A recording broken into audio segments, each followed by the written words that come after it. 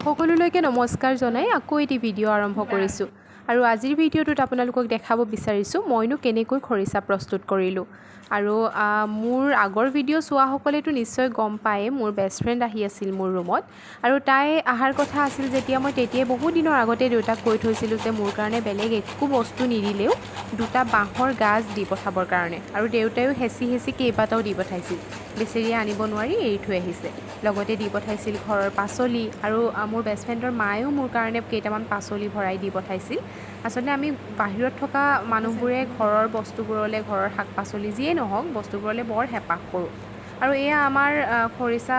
almost প্ৰস্তুত হৈয়ে গৈছে আচলতে খৰিচা বনাবলৈ বৰ বেছি সময়ো নালাগে কষ্টও নাই খৰিচাখিনি প্ৰথমে আমি ৰুকি ল'লোঁ তাৰপিছত এনেকৈ দুটা বৈয়ামত এটা বৈয়ামত আচলতে নহ'ল বহুতখিনি আছিল তিনিটাই আছিল আৰু গোটেইখিনি আমি এনেকৈ ভৰাই তাতে অলপমান পানী দি ষ্ট'ৰ কৰি ৰাখি দিলোঁ আজিৰ ভিডিঅ'টো ইমানেই আছিল আজিলৈ আহোঁ বাই